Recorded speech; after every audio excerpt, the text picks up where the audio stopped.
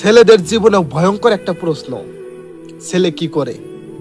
কেননা এখনকার যুগে বেকার ছেলেদের কোনো দাম নাই, কোনো মূল্য নাই। আপনি আপনাদের সমাজে মূল্য পাবেন না, আপনার পরিবারের মধ্যে মূল্য পাবেন না, আপনার বন্ধু বান্ধবের কাছে কোনো দাম পাবেন না, আপনার প্রেমিকার কাছে কোনো দাম পাবেন না। তাই একটা বেকার ছেলের জীবন সবচাইতে কঠিন। তাই আজকে এই ভিডিওর মধ্যে আমরা যা যা বলবো সেটা হলো আপনারা কিভাবে বেকার থেকে একটা ভালো প্রতিষ্ঠিত ছেলে হয়ে উঠতে পারবেন। তাই এই ভিডিওটা কিন্তু আপনার জন্য খুবই ইম্পর্টেন্ট হতে চলেছে। তাই ভিডিওটা বিনা স্কিপ করে পুরো দেখবেন। তো চলুন ভিডিও শুরু করা যাক। তো সবার প্রথমে আমি আপনাদেরকে যা বলবো, আপনি বেকার থাকলে আপনি বিয়ে করতে যাবেন, তাও সবার প্রথমে মেয়ের মা আপনাকে জিজ্ঞাসা করবে ছেলে কি করে। তাই একটা ছেলের প্রতিষ্ঠিত হওয়ার খুব দরকার। তাই আজকে আমি আপনাদেরকে বলতেছি কি কি করলে আপনারা প্রতিষ্ঠিত হতে পারবেন, ভালো একটা প্রতিষ্ঠিত ছেলে হতে পারবেন। তো আর এখন আমি আপনাদেরকে বলবো কিছু ব্যবসার কথা, যে ব্যবসাগুলো করলে কিন্তু আপনারা ইজিলি বেকার থেকে প্রতিষ্ঠিত একটা ছেলে হতে পারবেন।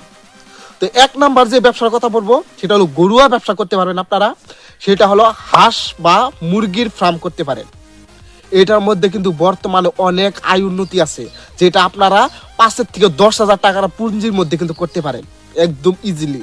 আবার 3 নাম্বার যেটা করতে পারেন, পোল্ট্রির ফার্ম করতে পারেন।